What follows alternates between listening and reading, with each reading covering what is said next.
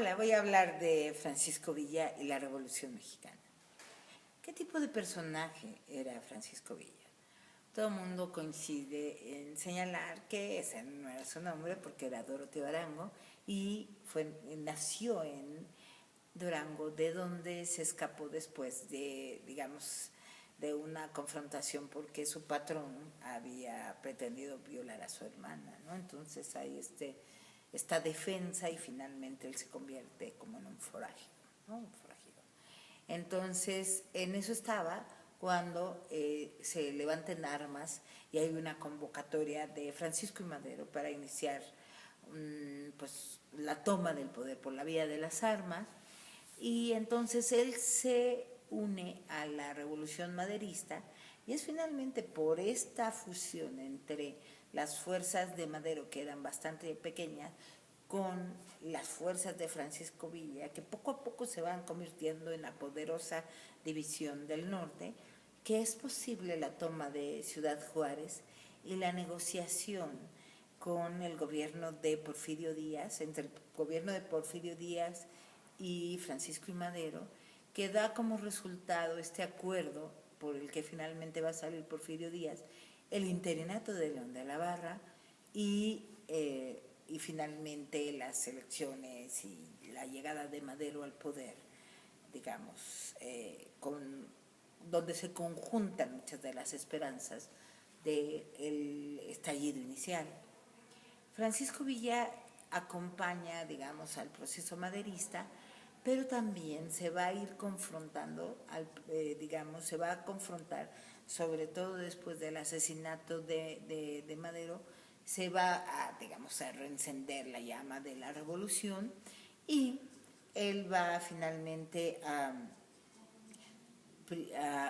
separarse de Venustiano Carranza y en esta primera etapa a unirse a las fuerzas del noroeste, donde representativamente Obregón es el liderazgo, digamos, visible.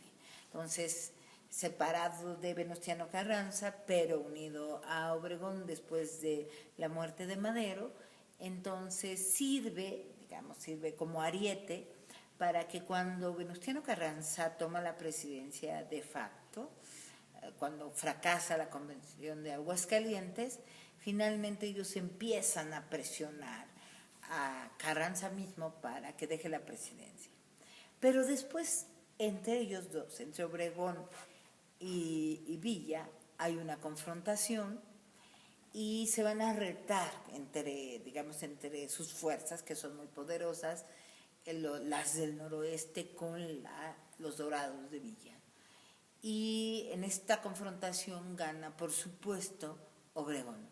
Obregón, que es tan astuto como para ir atrayendo a Villa hacia los llanos de Celaya, porque Villa era muy eficiente militarmente en la sierra, pero débil en un terreno llano. Y es finalmente así como le gana a Obregón militarmente y deshace la famosa División del Norte, que es la que comandaba Villa. Hay en este inter una intención de Villa de negociar con quien consideraba como más su partner, que sería en este caso Zapata.